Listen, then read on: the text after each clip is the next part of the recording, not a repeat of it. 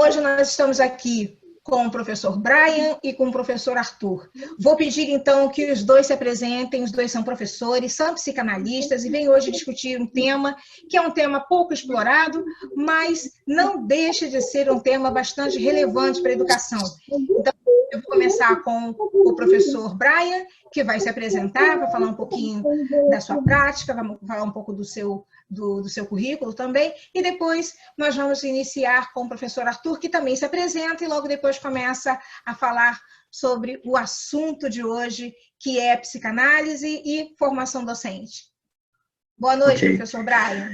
Boa noite, obrigado, professora Valéria. Boa noite a todos e todas, boa noite, professor Arthur. O meu nome é Brian Kibuka, eu sou professor da Universidade Estadual de Feira de Santana. A minha formação é uma formação... Tem alguém com o microfone ligado.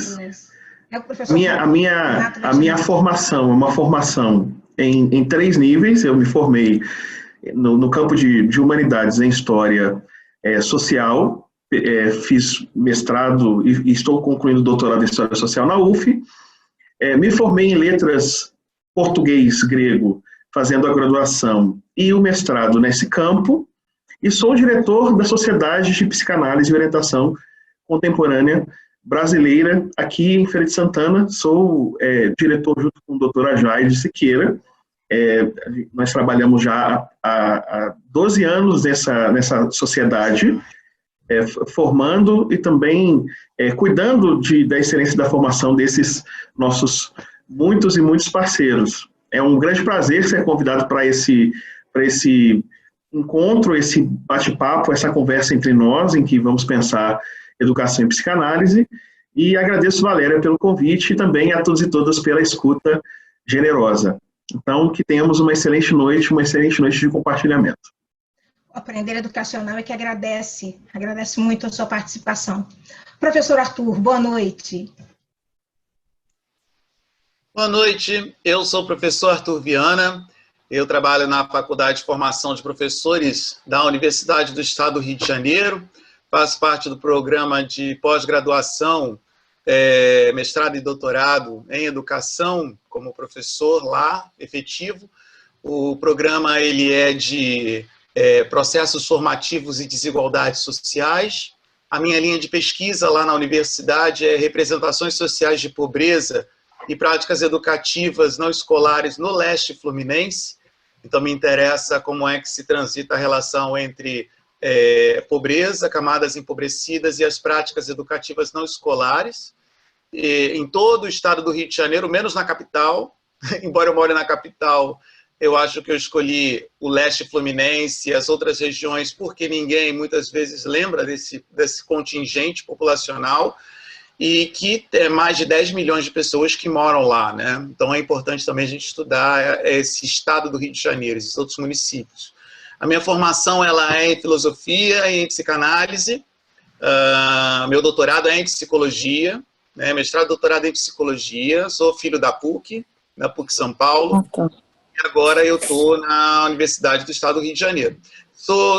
Estou clinicando enquanto psicanalista também, além da universidade, faço trabalho de clínica psicanalítica aqui na zona norte do Rio de Janeiro, também fazendo opção pelas classes populares também. Então, também é uma clínica que eu chamo de clínica social, clínica popular, estava até agora lá, né? Eu trabalho quinta, sexta e sábado, atendendo as populações também em situação de vulnerabilidade. Então, é um pouquinho por onde eu transito. Tem um grupo de pesquisa bem forte, onde a gente escreve, pesquisa e publica, porque a gente acha que não basta apenas publicar, é necessário estudar, é necessário publicar e traduzir isso numa linguagem mais acessível a todos. Então, nós temos vários livros, temos vários artigos em revistas, seja A ou seja B, mas sempre divulgando a nossa atividade. E é isso. Estou aqui animado para estar com vocês essa noite de quinta-feira. Obrigado pelo convite. A palavra é sua, professor Arthur. Começo eu? Sim. Então, tá bom. Então, eu queria começar, eu vou tentar dividir um slide. É coisa de professor, gente, tá? Eu vou dividir o slide, mas a gente vai conversando aqui.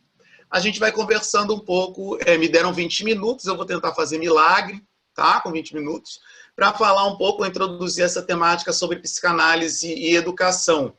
E como eu gosto de falar e começar todas as minhas palestras ou coisa parecida, né, diálogos, rodas de conversa, eu trabalho na área da psicologia social com a teoria das representações sociais. Então, eu gosto muito de começar sempre com uma fábula, sempre com uma metáfora, e a partir daí ir se desenvolvendo a temática. Então, eu escolhi uma que é bem fácil, que é da Alice no País das Maravilhas. O livro do Alice no País das Maravilhas, ele é um livro de 1865, com o nome As Aventuras de Alice no País das Maravilhas, né, de toda uma escola britânica que começa a escrever, né, sobre a realidade social, mas colocando isso em fábulas. E o mais interessante é que a psicanálise flerta muito com a linguística, com a linguagem, né? E nós temos vários autores também na psicanálise que vão falar, ali Lacan é um deles, né? Que a linguagem cria realidade. Então, eu gosto muito de utilizar sempre dessas metáforas para começar a falar. E eu trouxe um trecho do livro da Alice, do livro mesmo da Alice, né? Do Lewis Carroll, que ela logo depois que ela escolhe um caminho, e ela está fazendo esse caminho com um amigo dela, que é o Branco, acompanha ela em todas as aventuras, né?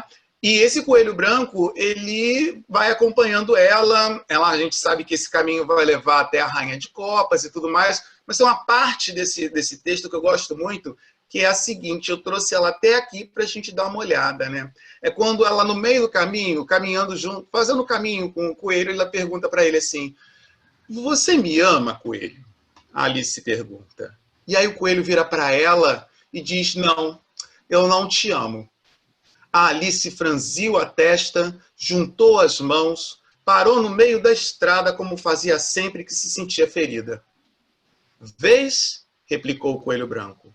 Agora vais começar a perguntar-te o que te torna tão imperfeita e o que fizeste de mal para que eu não consiga amar-te pelo menos um pouco. Sabe, é por esta razão que eu não posso te amar. Nem sempre serás amada, Alice. Haverá dias em que os outros estarão cansados e aborrecidos com a vida.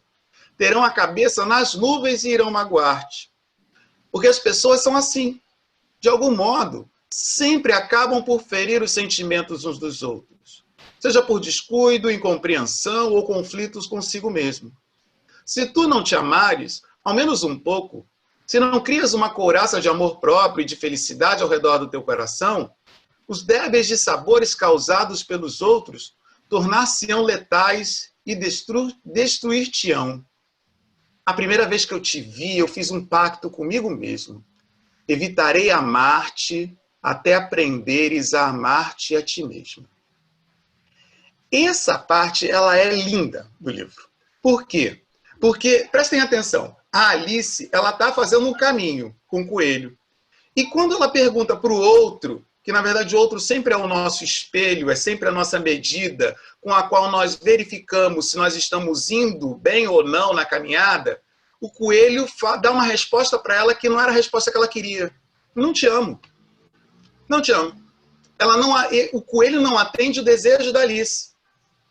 E aí o Coelho, e aí o que acontece com ela? Eu gosto muito desse texto mesmo do Lewis, né? Que fala assim, ela franziu a testa, cruzou os braços e parou no meio do caminho. Muitas vezes, quando a gente não consegue receber do outro que está caminhando conosco as respostas que nós queremos, nós fazemos a mesma coisa. Franzimos a testa, cruzamos os braços e paramos no meio do nosso caminhar. E aí o Coelho é muito sábio, ele fala assim, não posso. Porque o Coelho, o que ele está falando? O Coelho, ele está, de alguma maneira, fazendo o papel do educador. Ele disse não. Enquanto você não for capaz de, por si mesma, né, enquanto você não for capaz de assumir as suas escolhas, independente do que os outros disserem, não pode. E muitas vezes o que acontece é que a gente faz o papel da Alice enquanto educadora e não o do Coelho. A do Coelho, o que acontece? O Coelho, ele continua... caminhando. E é muito interessante, se você vai até o final do livro, no final do livro, quando ela vai embora, ela mata o dragão e ela volta de novo para si, a gente sabe que a metáfora da Alice é a metáfora do quê? Da passagem, né, da adolescência para o mundo adulto. Depois tem o segundo livro, que é Alice através do espelho, que é a crise do mundo adulto, porque a gente no mundo adulto tem outra crise. Então, é isso. Quando ela mata o dragão e volta para o mundo adulto, o coelho fala para ela, agora eu posso te amar. Porque agora você está inteira. Ele sempre amou, só que ele sempre conduziu ela para que ela pudesse descobrir isso, sem depender de uma muleta. A pergunta que eu tenho para fazer hoje, e acho que é a pergunta da psicanálise, é essa. Nós fazemos o papel da Alice ou nós fazemos o papel do coelho? Né? Tem alguém mexendo aqui, eu não sei o que é. Da Alice ou a gente está fazendo o papel do coelho? Peraí. Alguém está mexendo aqui no slide. Opa. E não sou eu. Deu um probleminha aqui, gente. Não, o slide continua aparecendo pra gente aqui. Tá aqui. Tá aqui, Alice, tá aqui pra gente. Mexe agora para ver se vai. Então pronto, agora... acho que já voltamos, né? Bom, então, a pergunta que a gente deve fazer, ou que a gente deve se questionar nessa noite, e é a primeira pergunta que eu faço, é a seguinte. Quando a psicanálise encontra-se com a educação, ou questionando a educação, ela se confunde com a pedagogia. Por quê? Educação é uma coisa, pedagogia é outra. A educação ela é um fato cultural. A pedagogia ela é um fato social. Na verdade, a educação ela vem antes da pedagogia. A pedagogia, no sentido que nós conhecemos, ela é moderna. Vamos pensar em Comênios, né? Vamos pensar em Resbart, vamos pensar nos autores da pedagogia que vão construindo esse caminhar. Ele é um fato social. A educação ela sempre existiu em tribos, clãs, etnias. Ela faz parte do desenvolvimento humano. Por que é importante a gente fazer essa separação? Porque quando eu falo da educação se perguntando para a psicanálise, a educação ela está preocupada no conhecer e não conhecer, mas num processo de caos. Porque o conhecimento ele não é dado de uma maneira linear e homogênea, como a pedagogia muitas vezes ela imagina.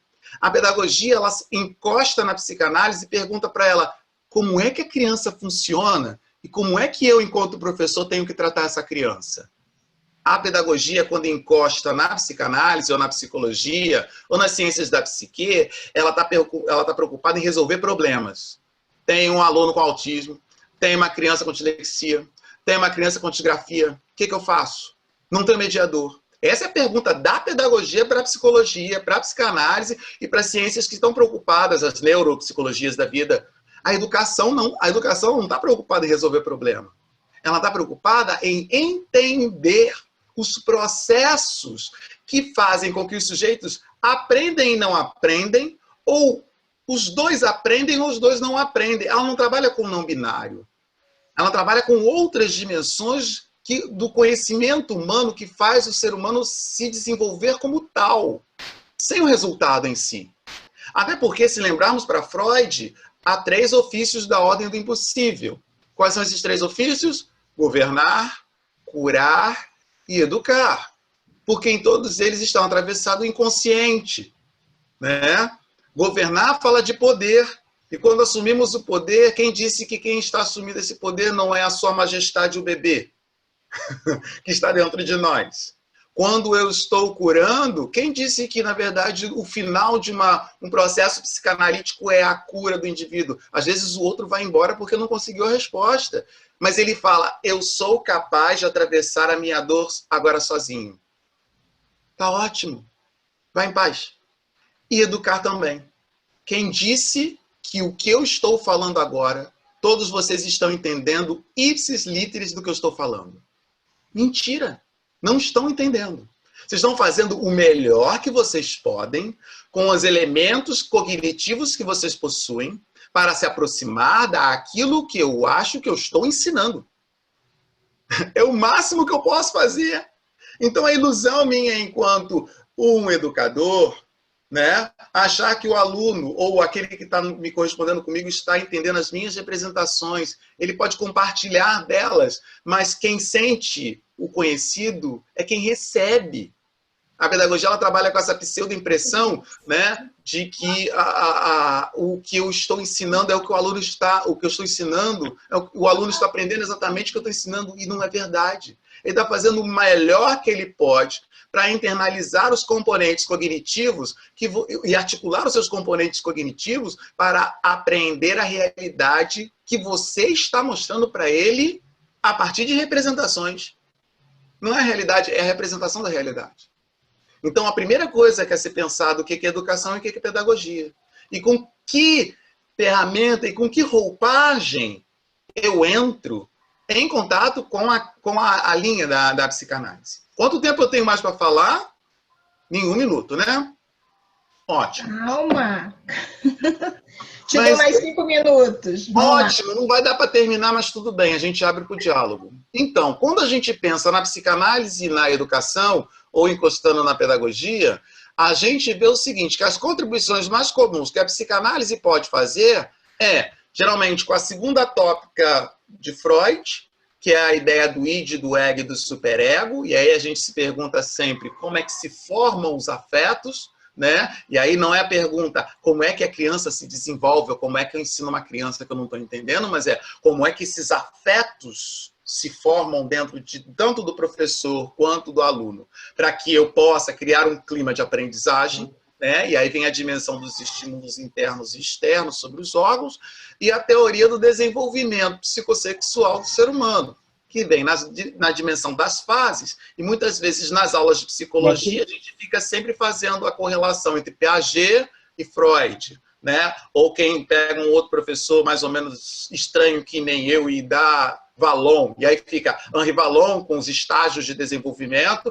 e o Freud, para tentar ver encaixando, né? Sensório motor, né? O formal, concreto, não, esse aqui casa com a dimensão do anal, do oral, do genital, do fálico, mas parece ainda continua sendo uma contribuição muito senso comum e muito comum dos cursos de formação de professores, né? É uma contribuição que eu chamo de limitante, porque ainda está preso, né, ao que fazer da pedagogia, o que eu faço com o aluno, e não o ser da educação. A educação trabalhada como processo de desenvolvimento humano. Que aí a psicanálise ela vem muito mais ajudar a contribuir, né? Então, para terminar, e terminando mesmo, esse último slide, que é a ideia, qual seria, então, o ideal da contribuição, ou um dos ideais da contribuição da psicanálise para a educação, não descartando a pedagogia, mas tirando um pouco de foco essa ideia de que eu tenho que resolver um problema que está no campo educacional da escola. Sabendo que a educação não é só escola, a escola ela é 1/3 dos processos educativos reconhecidos pela humanidade. Porque se pensarmos em educação formal, não formal e informal, a escola é só formal. Existe a não formal e a informal. Ela é um pedacinho do processo educacional que é muito mais amplo. E a gente dá um superpoder para a escola que não existe, né? Por ser um fato social. E esquecemos do fato cultural. Então, a educação, pensar a educação a partir da psicanálise, é pensar os processos educacionais entre seres limitados pela linguagem. Lacan, a linguagem, ela cria realidade, mas ao mesmo tempo ela nos castra. Quando eu falo, isso é uma maçã, eu estou falando vários nãos. Não abacaxi, não pera, não uva, não maracujá, não. Quando eu digo que uma coisa eu estou suscitando vários outros nãos, né? E a gente não sabe lidar a não ser com o binário. Por quê? É do nosso processo, da nossa estrutura cognitiva. Porém, nós temos um inconsciente que é capaz de sonhar maçãs com gosto de uvas, de dar asas a cavalos, a criar realidades que estão para além das representações. Como lidar com essas representações que saem pelos sonhos, que é um dos elementos do inconsciente, mas que podem sair conhecimentos recalcados que estão ali, que podem sair de outras formas, como maneiras agressivas, relacionamentos abusivos, né, formas de afeto e carinho que são reconhecidos ou não pela sociedade, né? Porque o relacionamento do professor e do aluno, pensado através da psicanálise, não é da ordem do conhecido e desconhecido. Isso é responsabilidade da psicologia comportamental cognitiva. Na psicanálise, o conhecimento entre o professor e o aluno é da ordem do sabido e do recalcado, porque trabalha com o consciente e o inconsciente. E o inconsciente não é o não consciente. O inconsciente é vivo, ele tem linguagem própria, forma nova de ser. É onde nasce, talvez, a nossa poiesis, a nossa criatividade, o lugar da inventividade e da pesquisa. Eu cada vez mais me assombro e me reconheço isso. A pesquisa ela sai muito mais do inconsciente do que do consciente. A força criativa que nos faz olhar a realidade e falar, aqui tem um problema, ou aqui tem uma hipótese, ou eu posso fazer diferente. Isso não é do consciente, isso é do inconsciente recalcado. Então, como ajudar os sujeitos a viverem essa dimensão? É questionar o lugar do suposto saber. O lugar do suposto saber que pode ser o lugar da suposta dúvida. Por que não podemos criar o lugar da suposta dúvida? E da dúvida da qual que nos constitui enquanto ser humano. Então, a psicanálise ela pode contribuir nessa contramão que muitas vezes tudo isso que eu falei, a psicologia comportamental e cognitiva vai falar o contrário. Né?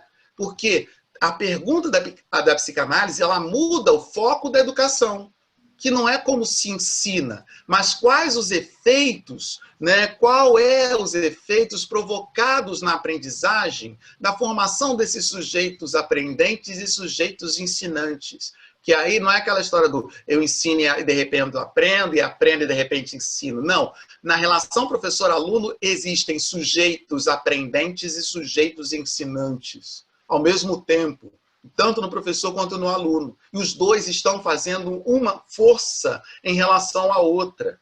E aí sai de foco o conteúdo. Como eu digo para os meus alunos, conteúdo é apenas uma desculpa para a gente se encontrar na faculdade. A relação social é que estabelece a educação. E aí o conteúdo vem e corrobora e nos traz luz, mas a relação social é aquela principal. Enfim, a psicanálise e a educação, ela passa do lugar da pergunta e não do lugar da resposta.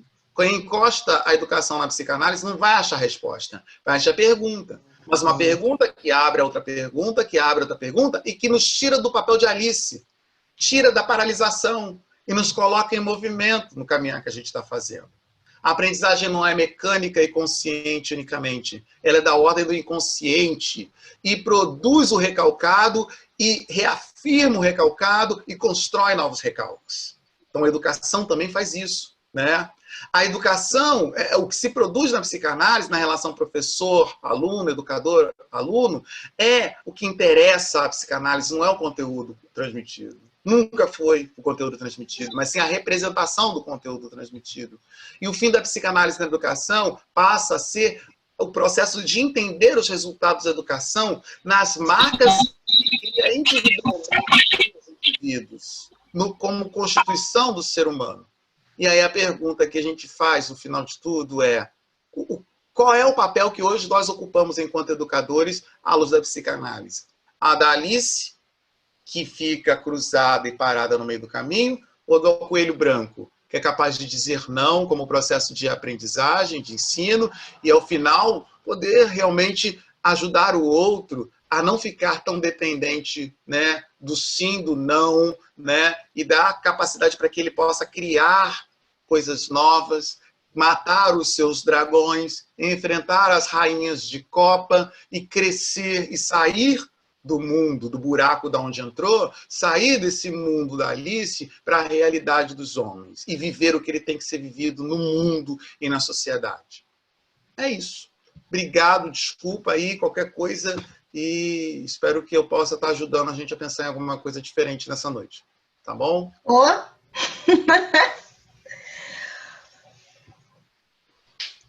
Professor Brian, o senhor está sem som. Está sem som.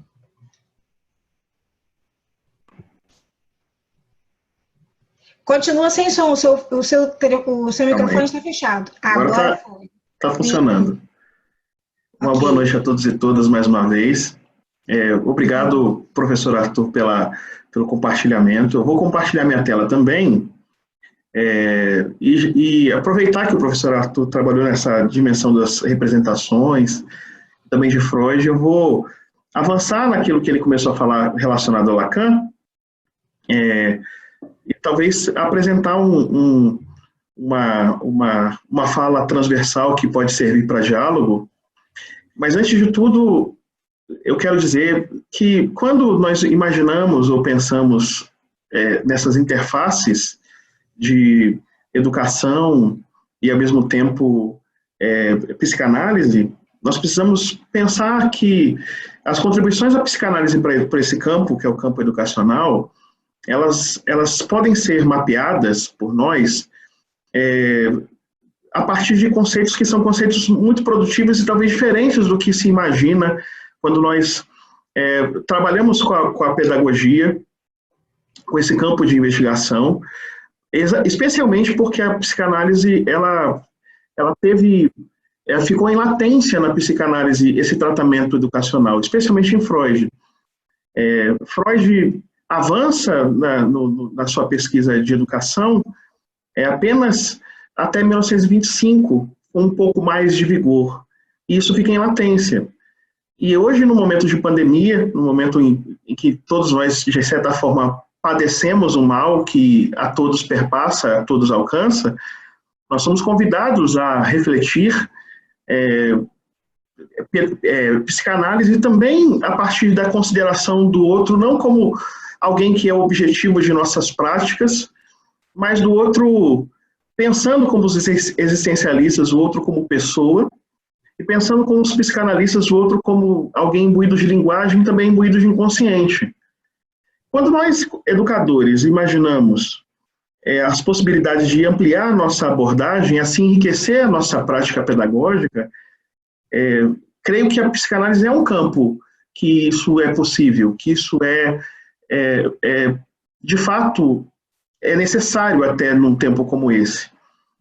Eu vou compartilhar um pouco de Lacan. Lacan é um importantíssimo psicanalista, e na história do pensamento, não apenas da psicanálise, mas do estruturalismo, e também do campo da investigação e da discussão do estruturalismo francês, que tinha as suas limitações nesse campo da psicologia ou da psiquiatria. Ele, de fato, utiliza essa tradição de língua francesa, francófona, para fazer avançar na direção do tratamento e do cuidado com o outro. Ou seja, é alguém que sendo médico, ingressa na Sociedade Psicanalítica de Paris, termina o seu doutorado, e uma interação entre vários modelos filosóficos e, ao mesmo tempo, de terapia, de análise. A gente pode pegar desde a linguística de Jacobson e benvenista, como a antropologia de Lévi-Strauss, a sua abordagem lógica, a linguística de Ferdinand de Saussure, o estruturalismo. Ou seja, ele é alguém capaz de estabelecer muitas conexões, usando essas conexões em favor da sua clínica, da sua análise, em favor do objetivo que ele vai descrever nos seminários. Seminários são as obras, ou as conferências, as palestras dadas por ele, que, de certa forma, são o legado das suas discussões nessa trama de pensamentos divergentes e diferentes. Mais ainda, ele utiliza a sua erudição e a sua formação múltipla, que vai desde latim até conhecer profundamente Spinoza, Baruch Spinoza, e também ser de uma família católica e ter estudado numa escola católica importante.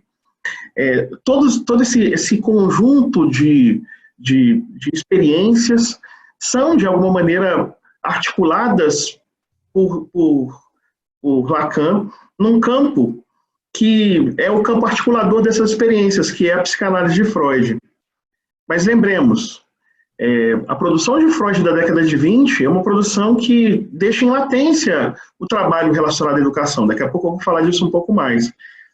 Então, o que o Lacan acaba fazendo, avançando no estruturalismo linguístico, na ideia de metáfora, na ideia de metonímia, na ideia do inconsciente como linguagem. Eu só vou passar porque eu só quero as referências.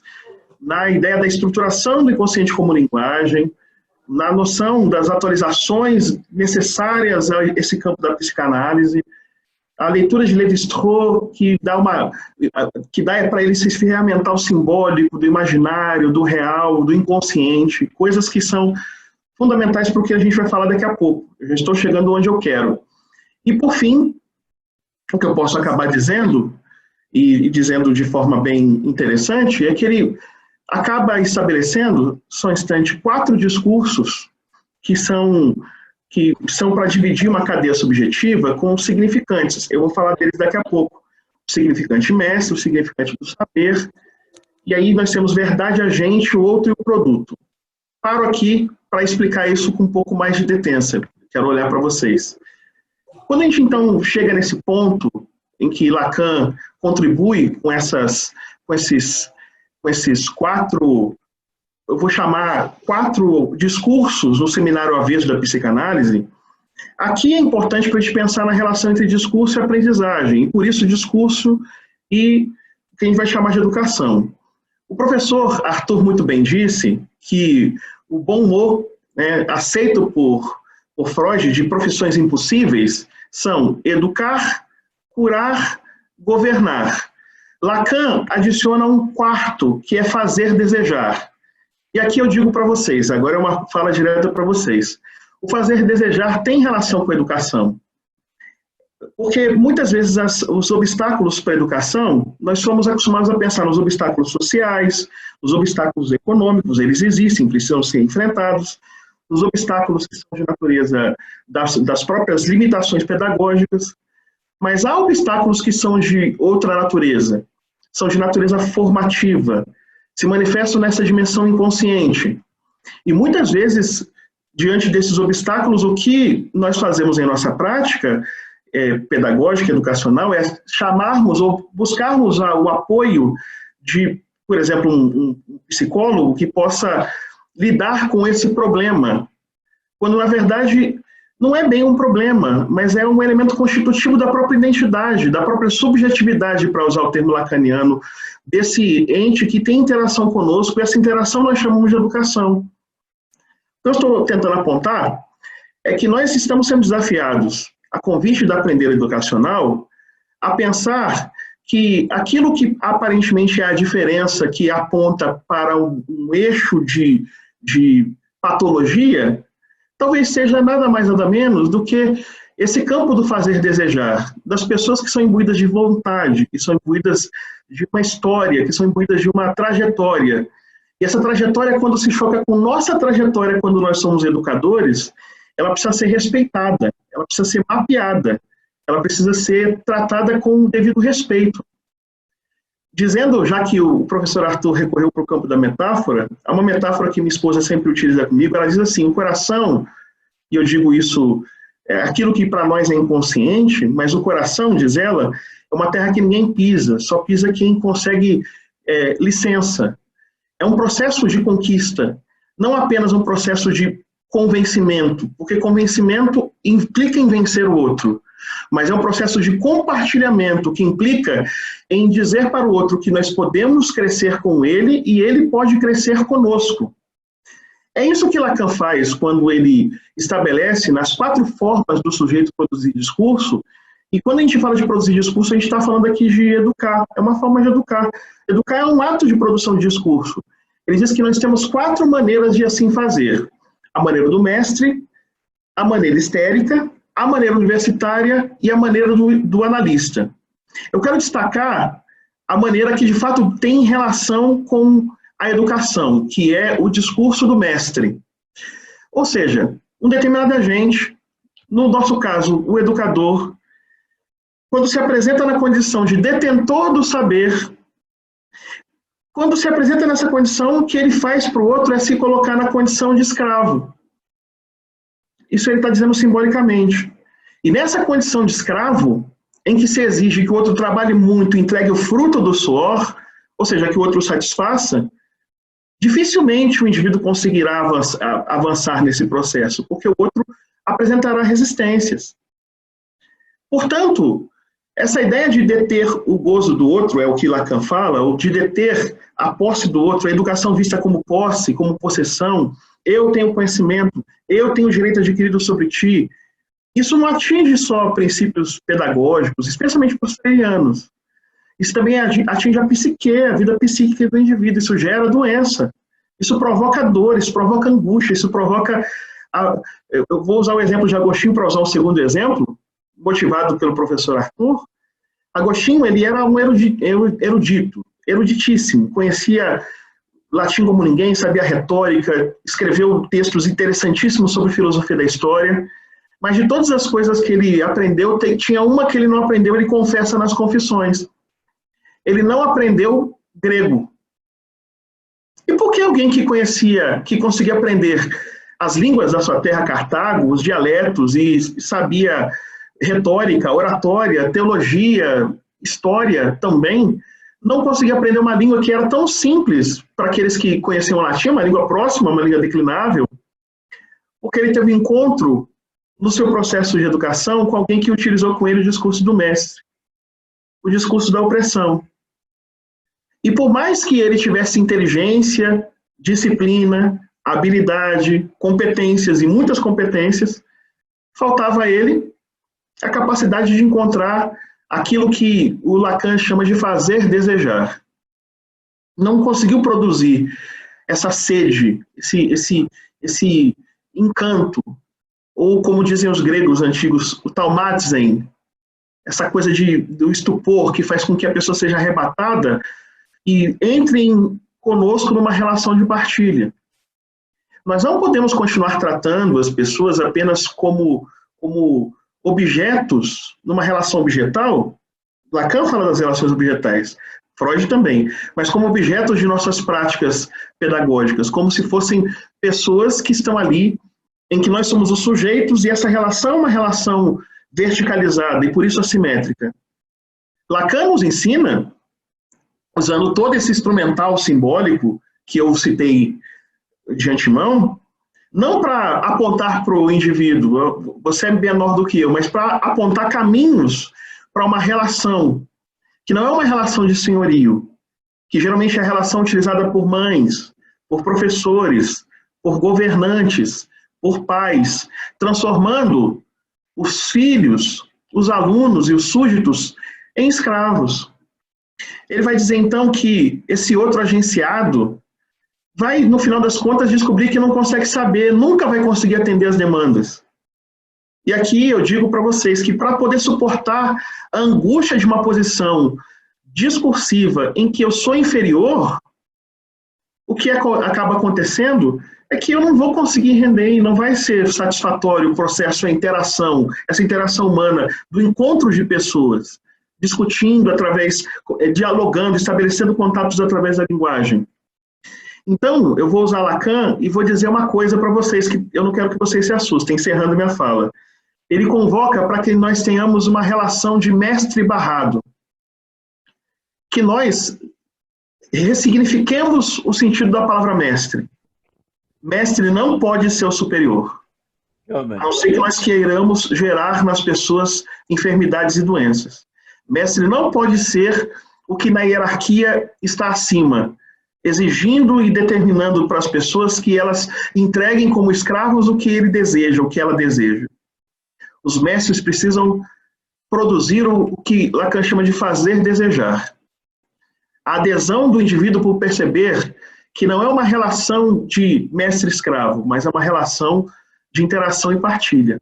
E nessa interação de relação e partilha, o que acontece quando a gente baliza a educação no discurso de mestre-escravo, é que o educador, o agente e o educando acaba sendo reduzido no papel do outro, que nunca vai conseguir chegar no ponto de mestre, porque sua condição ontológica, a gente acaba convencendo que ele sempre será inferiorizado. E isso não vai produzir bons efeitos. Então, Lacan é alguém que nos convida a renunciar a esse lugar, estabelecer um outro lugar, o lugar da troca dos afetos. Inserir na educação um elemento talvez mais importante e viabilizador, catalisador dos outros processos, que é desenvolver as afeições, desenvolver as empatias, unir forças em torno dessa permuta, dessa troca, desse compartilhamento. A psicanálise ajuda isso, a enxergar que o outro que não consegue não é doente. O outro que não consegue, às vezes, muitas vezes, é vítima de nós mesmos. Muito obrigado e que tenhamos um bom debate, uma boa conversa.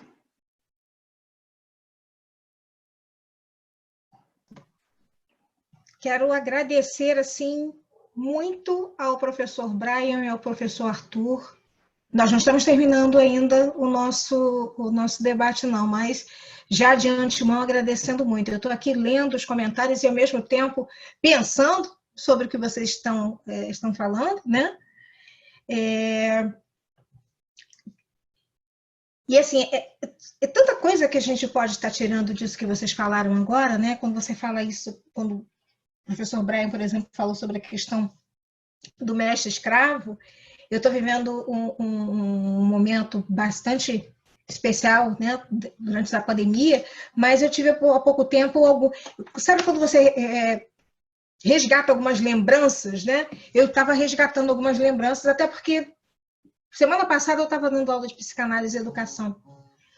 E eu estava resgatando algumas coisas. Eu me lembrei e contei para os meus alunos um exemplo que eu tive na faculdade, de um professor, que ele hoje já não está mais entre nós. E quando eu entrei na faculdade, assim, muito animada, né, para estudar, a primeira faculdade foi História, e eu, assim, muito animada para estudar, eu tinha um pouco mais de tempo, então eu sempre ia mais cedo para a faculdade, para ter acesso aos livros. A biblioteca da faculdade era enorme, eu ficava maravilhada com aquela biblioteca. E eu me lembro que ele dava aula de História da Ásia. E eu comecei a estudar, ele andava pela sala o tempo todo falando, e nós tínhamos que copiar tudo que ele falava, o tempo todo, ali copiando atrás dele, né? Copiando o que ele falava. E um belo dia, quando a gente foi fazer a prova, eu caí na besteira de ir para a biblioteca e estudar nos livros da biblioteca. E aí eu descubro que muitas das coisas que ele dizia dentro da sala de aula não era verdade dos livros sobre aquele assunto. E aí eu vou para a prova e coloco o que estava nos livros. E tirei uma nota péssima. E aí eu fui questionar com o professor. Eu falei, professor, mas olha só, o senhor falou que essa guerra assim aconteceu desse jeito. Mas no livro tal, estão dizendo que foi isso assim. Ele olhou para mim e falou assim, você foi à biblioteca consultar os livros? Eu falei, sim, eu fui, né? Fui estudar. O livro sou eu. Você entendeu? O livro sou eu. A partir daquele momento eu descobri por que tanta gente ficava reprovada com ele e entendi que o livro era ele. E eu era obrigada a estudar 2 vezes. Estudar o errado, quando ele errava, e ao mesmo tempo estudar o certo para saber o certo. Isso me deu muito mais trabalho e fez com que eu perdesse assim, completamente a conexão com a matéria que eu passei a detestar. E isso acontece muito com os alunos, né? Nós, professores, ainda temos muito medo quando o aluno chega aí e nos confronta e mostra para nós que nós não sabemos tanto quanto nós pensávamos, né? Ou coloca para todo mundo ali as nossas fraquezas e fragilidades. E é isso que a gente precisa aprender. A psicanálise ela pode ajudar bastante nisso. Vamos abrir para as perguntas? Eu acredito que vocês tenham muita coisa para perguntar, né? Mas eu vou começar perguntando fazer a mesma pergunta para vocês dois, enquanto o pessoal começa colocando as perguntas aqui para a gente no chat. Professor Arthur e professor Brian, enquanto vocês falavam, o WhatsApp também não parava aqui, né? E uma das perguntas que alguém me fez é, tá, mas como é que é essa coisa de psicanálise? Quem pode ser psicanalista? Vocês podiam me responder isso? Todo psicanalista é psicólogo? Pergunta aqui do meu WhatsApp. Arthur e Brian, os dois respondem. Vocês estão sem som. Sim, professor Arthur. Professor Arthur? É, os que falaram primeiro. É uma grande honra ouvi-lo. Olha só, tá certo. Não tínhamos combinado isso antes. Na verdade, está jogando a bomba para mim, né? Pouco. É. Bom, a gente tem que ver que são dois campos da área da psi, a psicologia e a psicanálise. Você tem psicólogos que não são psicanalistas e você tem psicanalistas que não são psicólogos. São dois tipos de formação diferentes. Até porque não só porque... e aí eu vou ficar com o Christian Dunker, que ele fala muito que psicanalista não é aquele que trabalha com o inconsciente. O inconsciente é uma hipótese. Né? O que o psicanalista trabalha é com o fenômeno. O fenômeno que não é conseguido explicar conscientemente. Isso não significa que a gente trabalha com o inconsciente. O inconsciente é uma hipótese daquilo que está acontecendo e que eu não consigo explicar. E que tem seu respaldo, e que tem a sua construção na vivência e na história da pessoa. Então, são dois campos diferentes da área da psi. Embora a gente tenha nesse país, no Brasil, diferente da Argentina, diferente, quando a gente pega a história da psicanálise, diferente da Argentina, diferente... são escolhas epistemológicas, né? Uma captura da psicologia ou da clínica da psicologia pela psicanálise. Como nos Estados Unidos, quem vai fazer psicanálise é médico, né? Então, são escolhas que são feitas culturalmente para colocar aquilo que o Freud criou e que, na verdade, não queria deixar na mão da medicina, não queria deixar na mão de nenhum lugar. Ele queria ser esse conhecimento livre, que fosse um conhecimento não só do conteúdo do estudo, mas também um conteúdo da vivência. Então, o psicanalista também faz análise, o psicanalista também ele faz a didática, que é o período de formação.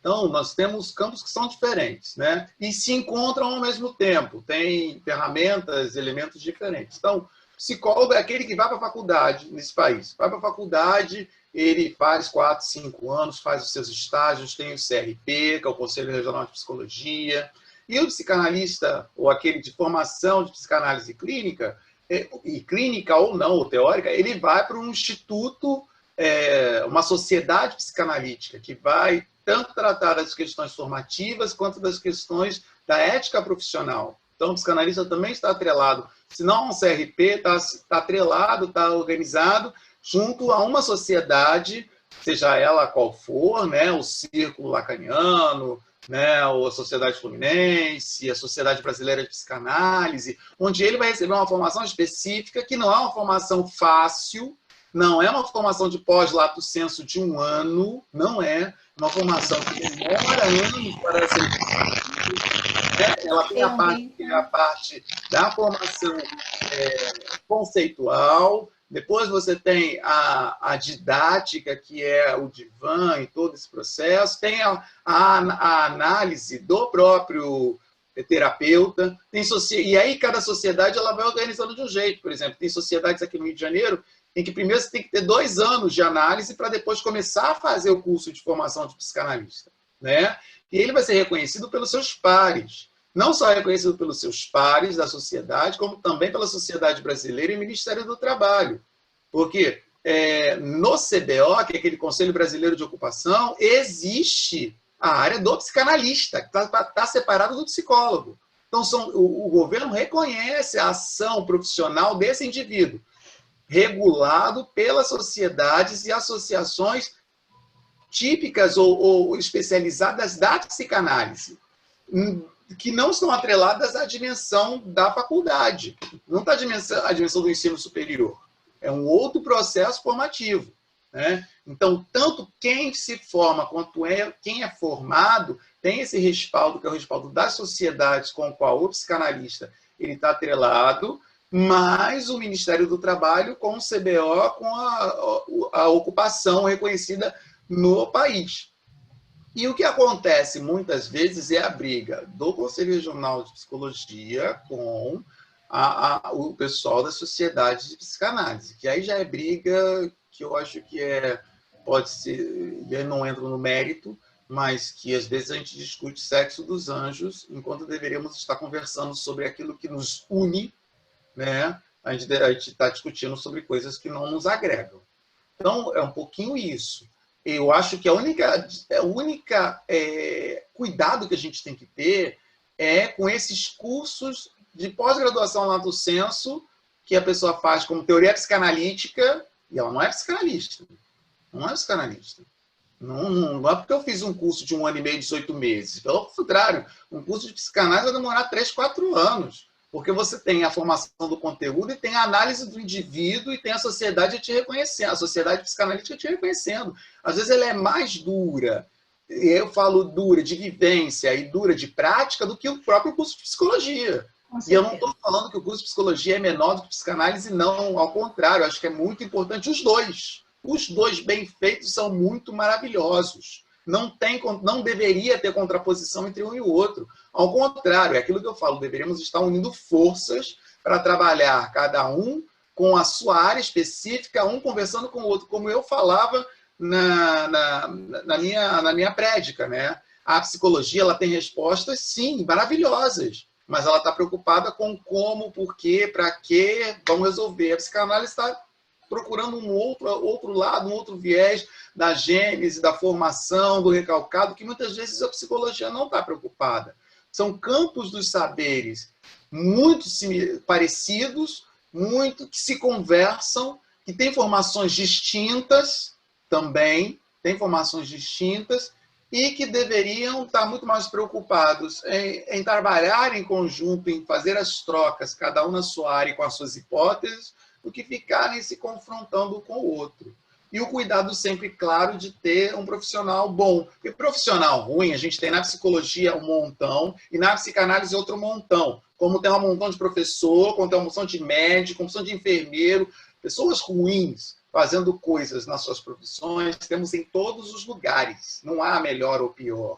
Né? Não é da profissão, o psicólogo é melhor que o psicanalista, o psicanalista é melhor do que o psicólogo. Não existe isso. Existe a pessoa que foi formada e o que ela entrega junto com o seu cliente ou o seu paciente, como você queira trabalhar, ou trabalhar na linguagem que eu estou dizendo. O importante é termos clareza do caminho que a gente segue. Volta para Alice. O caminho que a gente segue é a questão do humano. O humano, né, tratando do outro humano. E o que fazemos com essas relações.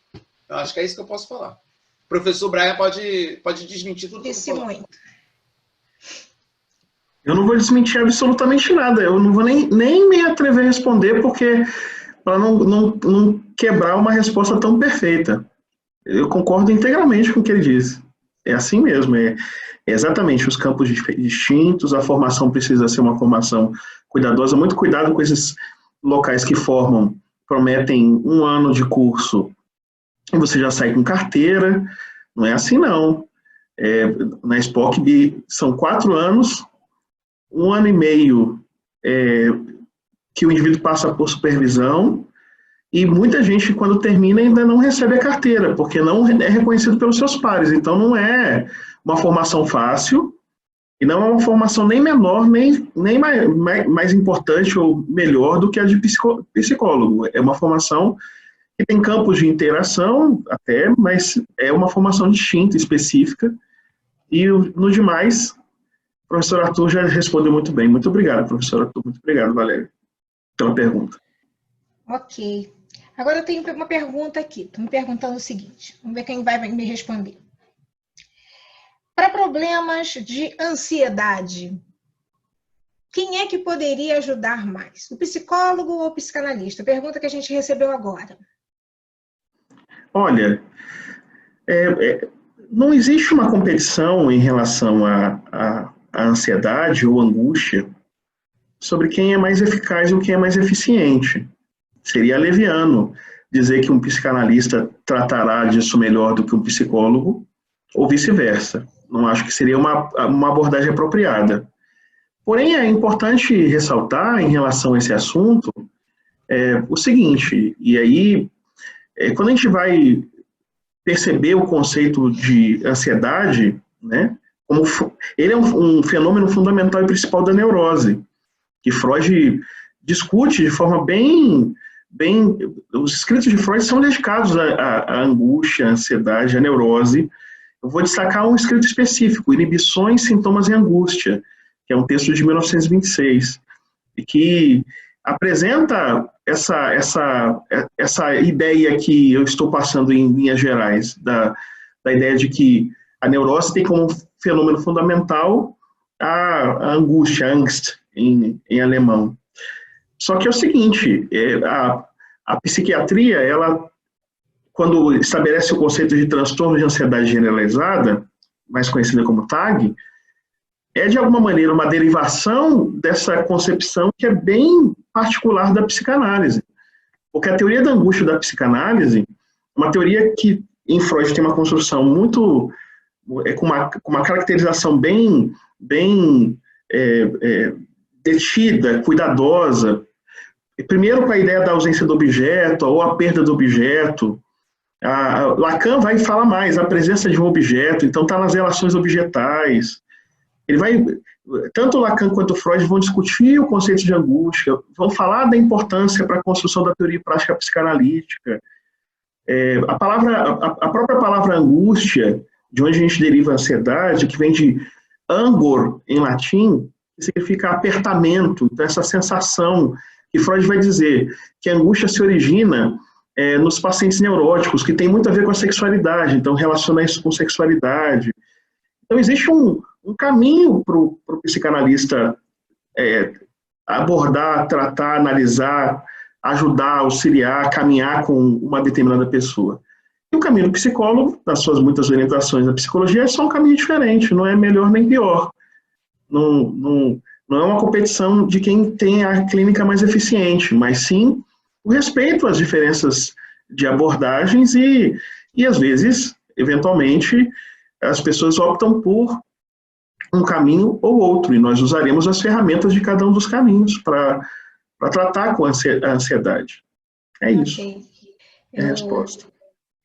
Tinha um professor que ele dizia, quando alguém perguntava o que era melhor, a psicanálise ou a psicologia, ele dizia que todos os caminhos levam a Roma, você só precisa ter um bom guia. Né?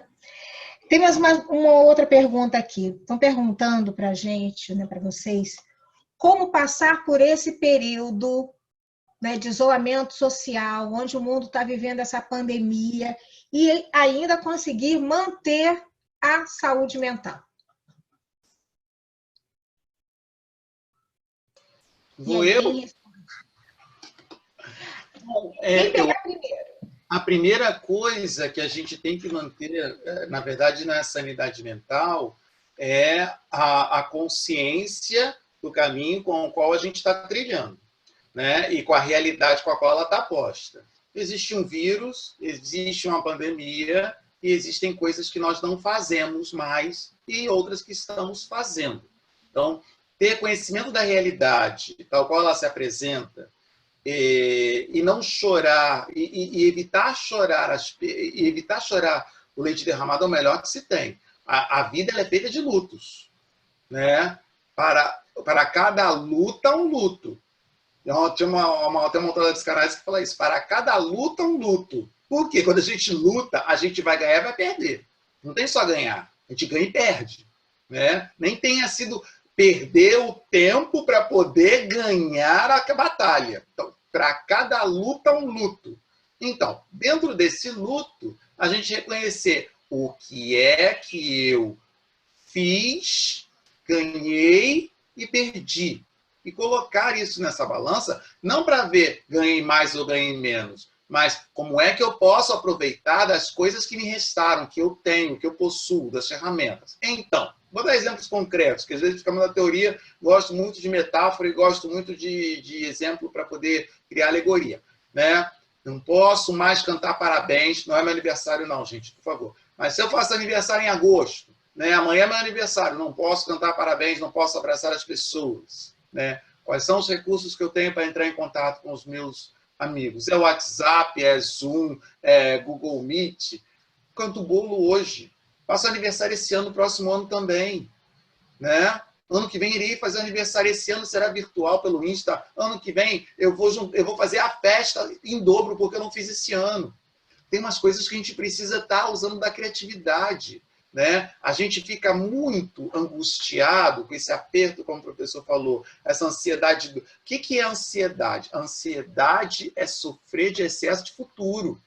E um futuro que você não sabe nem que você vai estar presente nesse futuro. Então, você tem que viver o presente, né? Abrir mão dessa ideia de que as coisas elas deveriam ter um percurso natural. Eu acho que esse é o grande problema. A gente acha que tem que ter um percurso natural. E me irrita profundamente também essa ideia do novo normal. Não sei por que vai me dar uma implicância esse novo normal. Como se o normal que a gente tinha era muito bom. Não, era aquilo que a gente estava vivendo. Agora nós vamos criar outra forma de viver que não será novo normal. Será a vida. Será a vida. Será uma vida com máscaras, né? Talvez burcas, talvez muito álcool gel, né? Muito banho. Vamos trabalhar outra dimensão da vida. Não vamos apertar mãos, vamos dar soquinhos um com o outro, vamos criar outras formas de agradar as pessoas, não vai ser pessoalmente, mas a gente vai ficar feliz porque recebeu no aniversário um presente delivery, enquanto a gente não pode mais ir lá. Então, temos que criar novas formas de afetividade. Eu acho que a ideia é essa. E aí, boa leitura em período de pandemia, Henri Vallon, para quem tem estômago e para quem tem paciência. É Henri Vallon, né, do ato motor ao pensamento, né? Como é que se monta esses afetos? Para que a gente possa, ao ler Henri Vallon e ver como é que esses afetos são montados na infância, a gente perceber como é que nós montamos isso na nossa infância e tentemos agora que desconstruir para reconstruir algo novo. A gente não vai destruir, a gente vai desconstruir para usar essas ferramentas e reconstruir algo novo. A relação não vai morrer, ela vai se reinventar. Se reinventar. Então, a preocupação nossa, a gente está gastando muito tempo nesse período de pandemia para chorar o leite derramado. E eu tenho uma teoria que, geralmente, talvez esse leite derramado tivesse azedo. A gente está chorando à toa. Então, se eu não tenho mais leite, porque se derramou, vamos fazer outra coisa. Vamos fazer um suco. Vamos fazer, sei lá, tomar um refrigerante. Vamos comprar o que tiver. Vamos nos reinventar. Tomar um café, vamos reinventar. Eu acho que a possibilidade da reinvenção. Nós, enquanto espécie Homo sapiens sapiens, só chegamos aqui porque o tempo todo nos reinventamos. É o bendito córtex frontal aqui que fez com que a gente pudesse, de bípede, olhando para cima com o tamanho de córtex frontal, realizar e reorganizar a realidade que estava lá ao redor. Eu acho que isso ele é muito fundamental para a gente sair desse choro. E aí eu vou terminar agora com o que o professor Brian falou de Agostinho de Hipona, né? Não choreis pelos tempos remotos, como ele dizia. Foi um dos primeiros que fala dos tempos remotos, né? Ou seja, para de falar dos tempos remotos, ou seja, vamos viver o presente, vamos viver o presente aqui, agora, esse presente do indicativo, que é lindo na linguagem, né? O presente do indicativo, indicar algo que possa nos movimentar, criar novas realidades e fazer a gente saudável com as ferramentas que a gente tem. Com as ferramentas que a gente tem, né? Eu acho que isso é fundamental para manter a sanidade. Porque perguntaram da sanidade, e isso, se eu estou preocupado com isso tudo que eu falei, não tem tempo para eu ficar doente. Não tem tempo. Eu estou preocupado em reorganizando e pensando, não tem como ficar pilhado. Eu estou pensando nisso, eu estou construindo, eu estou reconstruindo, eu estou desconstruindo, e é assim que a gente vai vivendo esses momentos de pandemia. Perfeito. Pastor Brian, professor Brian, o senhor tem algo para complementar o que foi dito pelo professor Arthur? Não? Não, está perfeito, está perfeito. Então, vou lhe passar uma pergunta que chegou aqui para a gente, né? O professor está perguntando aqui para nós o seguinte: e aí, quando a gente sai desse isolamento e os nossos alunos voltam para a escola, como é que o professor ele tem que estar se preparando para receber esses alunos? O que será que ele vai encontrar? Como vai ser esse encontro? Bom,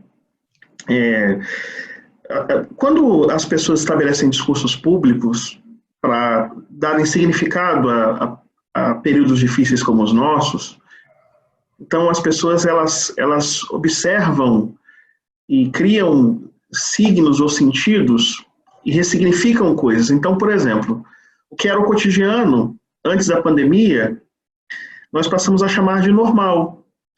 Mas a experiência de muita gente era sofrimento, era dor, era angústia, era correria, era reclamar de sair de casa, aí chama de normal. Aí, aquilo que era alvo de dor antes, agora a pessoa tem nostalgia, mas não gostava quando vivia. E aí, quando vive o que ele recondiciona como novo normal, aí vive o novo normal na nostalgia do que era, em vez de se focar nas medidas de bem-estar. Aí eu vou dizer, o problema não é a vida anterior, o problema também não é necessariamente a pandemia, não que não sejam problemas. A pandemia é um problema, as dificuldades com a correria do dia a dia é um problema, porque a gente tem que ter tempo para respirar, para pensar, para amar, para cuidar, para brincar, para todas as coisas que fazemos. Mas o fato de ficar sempre deslocando sentidos, ou seja, sempre o que eu estou vivendo é sempre ruim, é sempre um problema, é sempre deficitário. Isso é um indício de como nós estamos, talvez, marcados por essa angústia que a todos perpassa. Porque quem tem minimamente memória e consegue recuperar as memórias sabe que o que era antes não era tão bom. Muita gente reclamava. E agora, hoje, que as pessoas podem ficar em casa, aquilo que queriam antes, o que mais queriam era poder ficar em casa num domingo, acordar de manhã, aí segunda-feira, não ter que acordar cedo e dormir até tarde. Aí hoje as pessoas entendem que isso é um problema. Querem aquilo que não gostavam antes. Isso precisa de análise. Porque não dá para a gente viver ressignificando as coisas sempre contra nós, como se as coisas conspirassem para que nós tivéssemos mal-estar. Honestamente, a vida é o que é, com coisas boas e coisas ruins. Os gregos diziam que os homens carregam duas sacolas, uma cheia de coisas boas, outra cheia de coisas ruins. De vez em quando pula uma coisa boa, de vez em quando pula uma coisa ruim. Essa é a vida. C'est la vie, como dizem os franceses. O que nós temos que fazer é perceber das coisas que sairão das sacolas, nisso que a gente está tentando chamar de novo normal, e que eu me nego a chamar de novo normal. Porque, na verdade, normal aponta para norma. E que norma? A vida não funciona com normas, gente. A vida não é feita como a gente faz no Código Penal. A vida não funciona a partir das equações matemáticas. Parte da vida, sim, mas a nossa vida, os nossos afetos, nossas sensibilidades, nossas relações, as variáveis, elas não são apenas múltiplas.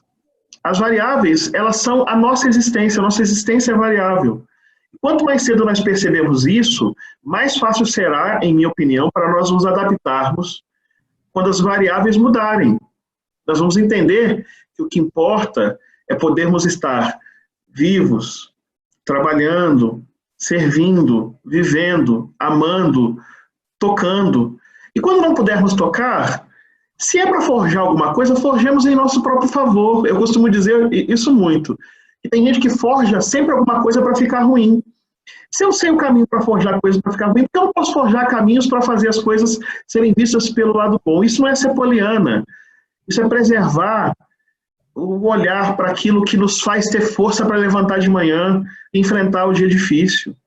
É conseguir enxergar no meio de tantas coisas que vivemos, já que eu posso me sabotar ou posso me favorecer, então pelo menos que eu escolha me favorecer.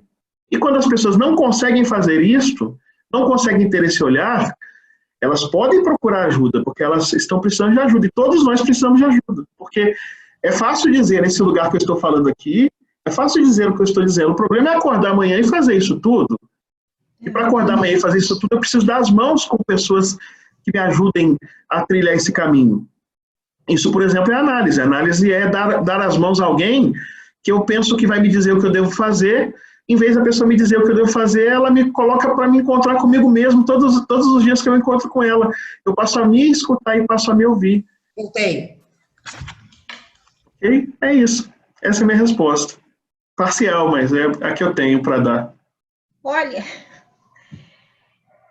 se isso era parcial, né?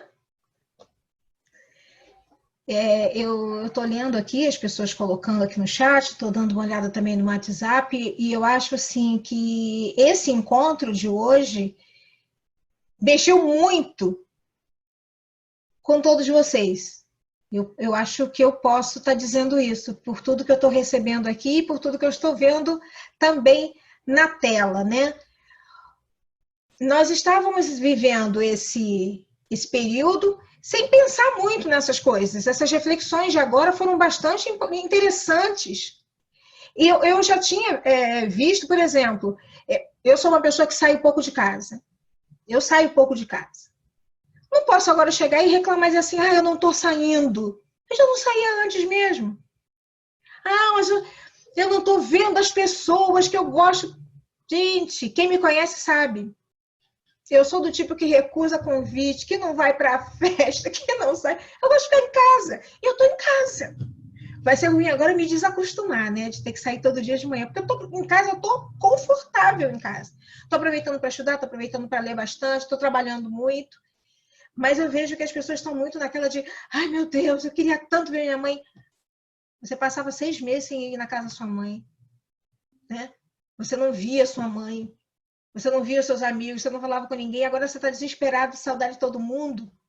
E aí vai ser aquele fogo de palha, né? Você vai ficar 1 mês visitando todo mundo e depois vai voltar a fazer o que você fazia antes. Tua mãe vai ligar e vai dizer assim, você não vem aqui esse domingo? Não, mãe, tô afim não, porque eu vou sair, vou fazer outra coisa. E a vida vai voltar ao que era. E a gente está meio que sofrendo à toa, né? O povo está meio que sofrendo à toa. Bom, estou vendo aqui, minha tia nunca sai de casa, agora está inconsolável, porque não pode sair. O que seria isso, né? Como é isso? Mas olha, nós já estamos chegando no nosso tempo final aqui, com muita pena, porque esse bate-papo aí é um bate-papo para continuar. E eu vou dizer uma coisa para vocês, vou dar um conselho para o professor Brian e para o professor Arthur. Se conheçam, conversem mais. Eu acho que vocês podem trocar muita coisa boa. Eu acho que seria bastante legal se vocês se conhecessem depois. Troquem os telefones, batam papo, porque são 2 pessoas muito, não só especiais, mas muito inteligentes, com muito conhecimento. É maravilhoso escutar vocês 2 falando. Durante o tempo que você está falando aqui, eu estou vendo um monte de gente colocando assim, eu quero fazer psicanálise, eu quero fazer psicanálise, eu quero estudar psicanálise, todo mundo querendo estudar psicanálise, então vamos estudar psicanálise. Perguntaram se o Aprender Educacional tem psicanálise. Gente, a gente chegou até a montar um curso de psicanálise infantil, né, Arthur? A gente chegou a conversar sobre isso, só que aí a pandemia veio e a gente abortou a missão. Mas quem sabe o ano que vem? Agora, pós em psicanálise, não vai ter não, gente. Não vai ter não. Não dá para ter não. Eu já relutei a beça para fazer dessa forma como no formato que a gente pretende fazer. Mas pós em psicanálise a gente não vai ter por enquanto, não. E depois, o ano que vem também não, a gente não vai fazer. Mas o curso de formação bacana, a gente está procurando estruturar, sim, para fazer, sim. Quero, então, agradecer muito a todos que estiveram aqui hoje conosco e convido vocês a curtirem a nossa página no Facebook e também curtir o Aprender Educacional no Instagram, porque lá a gente tem sempre novidade.